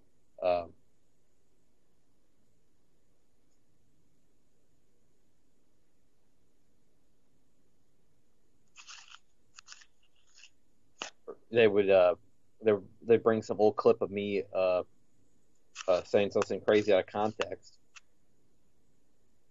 And like I was saying in the other show, there probably, because there's been like times where I've corrected myself. For example, I said Jews when I meant the Zionist or whatever, and they would take that. And I usually always say is what I mean by that, I don't mean all Jews or whatever. When I was in high school, I went to high school with, and I had friends that were Jewish in high school, and I didn't have any problem with them. They were. I didn't even see that, and a lot of times, the Jewish people, they don't even you don't even know that they're Jewish, and then they kind of just tell you or whatever one day because they kind of blend in. There was assholes too, like there was the one guy that was openly Zionist or whatever. That was saying is that if you're a Zionist, they'll let everyone know that they're Jewish, and they'll let everyone know that they are pro-Israel, and that if you and they're just kind of looking for a confrontation or whatever. It seems like. Or I don't know, because this guy was so freaking. He knew a lot about Israel, and he knew a lot, but he supported Israel, and he confronted me one day about my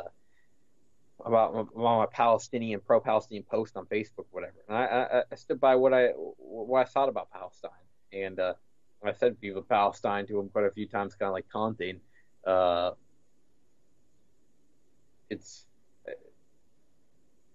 unapologetically pro-Palestine. Probably like that guy's. This guy one time told me about that he wanted that he thought that the way to deal with ISIS is that they should just evacuate all the quote unquote good people out of these cities and then just nuke it. Of course, it probably wasn't even him talking. It was probably his parents or whatever talking, and him just repeating whatever bullshit his parents, probably taught him about, the situation of the Middle East. And that's what I think a lot of these young people that get indoctrinated into the Zionist ideology, it must be that case. I don't know how they could be so hateful already at a young age, and, especially when we want, it's like there was quite a bit of Muslims also in school, and he must have realized that, unless he didn't believe that Zionist ideology wasn't anti-Muslim, but it definitely is anti-Muslim. It's anti-anyone that's not part of them. They're anti-black, they're anti-Christian. The Zionists also, and you see how they sparking wars in many different places. I one time also got, a Facebook debate got brought about how I had a picture of the Mel Gibson with as Braveheart as William Wallace, and I guess they were trying to use that against me or whatever. It's like, because pretty much what I say is almost to the level, probably what I think it was Mel Gibson that said that the Zionists are the start of all wars or whatever. So I think they said that he said that the Jews are the reason for all wars, is what they said. I don't know if that was the actual quote he used. I know one thing is that he's been helping Holocaust survivors for many years, and recently was brought about in public that he was doing this. So, to me, anything about him being anti-Semitic went out the window. The dude's not anti-Semitic, but it shows that if you speak out about Israel in the ear of anybody of any importance, they absolutely character assassinate you. And at that time, when Mel Gibson got in trouble, he was probably one of the bigger actors in Hollywood. So definitely outspoken in nature. Do I agree with everything he said? Not necessarily, but... Point of no return and nobody can stop it. Malcolm Little, when he knelt before Elijah Muhammad, the comet that killed the dinosaurs, changing the earth. They love to criticize, they always say I changed for the worse. Like prescription pills when you misusing them, nigga. The Templar Knights when they took Jerusalem, nigga, and figured out what was buried under Solomon's temple, Al-Aqsa. The name is not coincidental. I know too much, the government is trying to murder me. No coming back like cutting your wrists open vertically. How could the serpent be purposely put in charge of the country? Genetic engineered sickness spread amongst me. My people are so hungry that they attack without reason, like a fucking dog ripping off the hand that feeds them. Immortal technique is treason to the Patriot Act. So come and get me, motherfucker, cause I'm not coming back. This is the point from which I can never return, and if I back down now, then forever. This is JJ Inc. from Against the Wall, and you're listening to UCY.TV.